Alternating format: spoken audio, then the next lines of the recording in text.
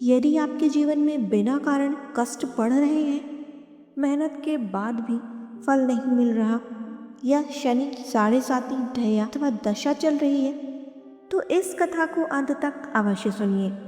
शनि की दशा में एक गलती इंसान को राजा से रंक बना देती है। आज की ये कथा आपका भाग्य बदल सकती है, क्योंकि आज आप सुनने जा रहे हैं भगवान शनिदेव की वह संपूर्ण और दिव्य कथा, जिसने स्वयं राजा विक्रमादित्य को राजा से रंक और रंक से पुनः राजा बना दिया। हरे कृष्ण। प्रिय श्रोताओं, आज शनिवार के पावन दिन सुनिए भगवान शनिदेव की संपूर्ण व्रत कथा आरंभ करने से पूर्व आइए हम सभी मिलकर भगवान शनिदेव का ध्यान और क्षमा प्रार्थना करें। नील वर्ण, गंभीर मुख मुद्रा, नेत्रों में न्याय की अग्नि और करुणा की छाया लिए, हाथों में दंड धारण किए भगवान शनिदेव का हम ध्यान करें, जो कर्मों के अनुसार फल देते हैं, जो अहंकार को तोड़ते हैं और भक्त को सत्य के मार्ग पर चलाते हैं। हे न्याय प्रिय शनिदेव, यदि अज्ञान, अहंकार या अधर्मवश कोई अपराध हुआ हो तो हमें क्षमा करें, हमारे कर्मों को शुद्ध करें, कष्ट सहने की शक्ति दें और अपने चरणों में सच्ची भक्ति प्रदान करें। जय हो, जय हो, जय हो। प्रिय श्रोताओं, एक बार नवग्रहों सूर्य, चंद्र, मंगल, बुध, बृहस्पति, शुक्र, शनि, राहु और केतु के बीच यह विवाद उत्पन्न हो गया कि इन सब में सबसे बड़ा कौन है। सभी ग्रह आपस में बहस करने लगे, लेकिन कोई निर्णय नहीं निकल सका।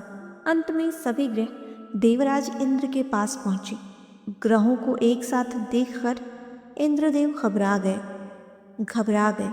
उन्होंने निर्णय करने में अपनी असमर्थता जताई और कहा कि इस समय पृथ्वी पर न्यायप्रिय राजा विक्रमादित्य का राज्य है, वही इस विवाद का निर्णय कर सकते हैं।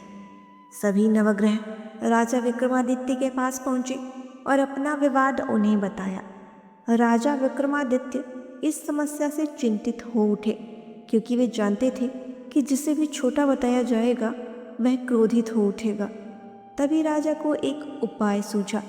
उन्होंने स्वर्ण, रजत, कांस्य, पीतल, शीशा, रांगा, जस्ता, अभ्रक और लोहे से 9 सिंहासन बनवाए और उन्हें उसी क्रम में सजवाया।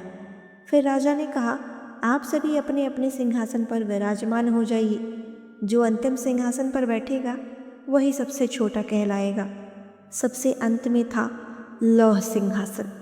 जब सभी ग्रह अपने अपने सिंहासन पर बैठे तो लौह सिंहासन पर भगवान शनिदेव विराजमान हुए। उन्हें लगा राजा विक्रमादित्य ने जानबूझकर उन्हें सबसे छोटा बताया है।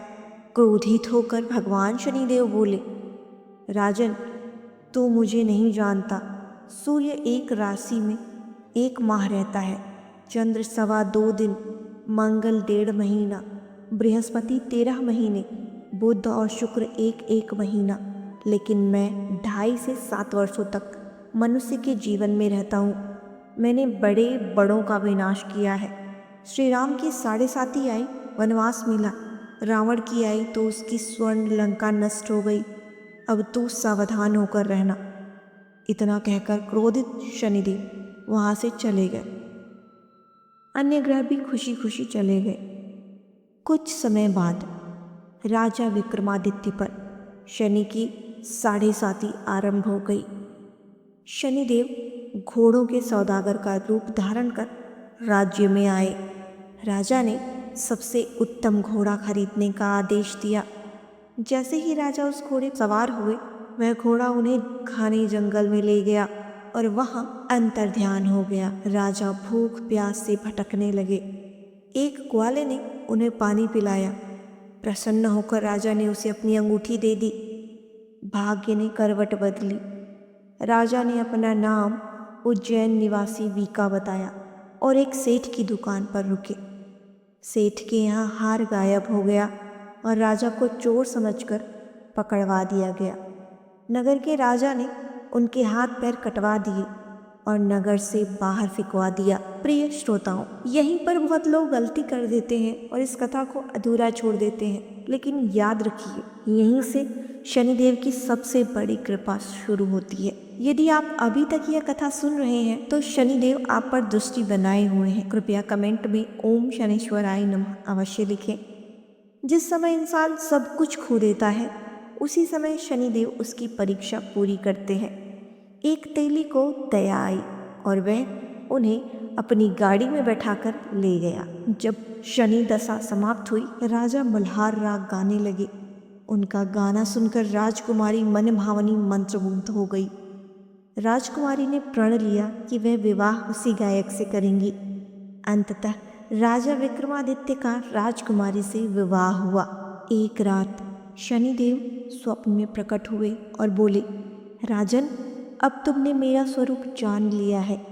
राजा ने क्षमा मांगी और प्रार्थना की, हे शनिदेव, जैसा कष्ट मुझे मिला वैसा किसी और को न देना। शनिदेव प्रसन्न हुए और राजा के हाथ पैर लौटा दिए। प्रातःकाल सभी चकित रह गए। राजा ने अपना परिचय दिया कि वे उज्जैन के राजा विक्रमादित्य हैं। सेठ ने चरणों में गिरकर क्षमा मांगी। राजा ने कहा, यह सब शनिदेव की लीला थी। राजा रानी अपने राज्य लौटे और पूरे राज्य में शनिदेव की पूजा प्रारंभ हो गई। प्रिय श्रोताओं, यह कथा हमें सिखाती है, जो जैसा कर्म करेगा वैसा ही फल पाएगा। पर यदि भगवान शनिदेव कृपा कर दें तो दुर्भाग्य भी सौभाग्य बन जाता है। जो श्रद्धा से यह कथा सुनता है, शनिदेव उसके जीवन में या पार लगाते हैं। यदि आपने ये कथा श्रद्धा से सुनी है तो कमेंट में ओम शनिश्वराय नमः अवश्य लिखें। भगवान शनिदेव आप सभी पर अपनी कृपा बनाए रखें। जय जय श्री शनिदेवाय नमः। ओम शांति शांति शांति। वीडियो पसंद आई हो तो लाइक करें, अपने परिवार और प्रियजनों में शेयर करें और चैनल को सब्सक्राइब करना ना भूलें।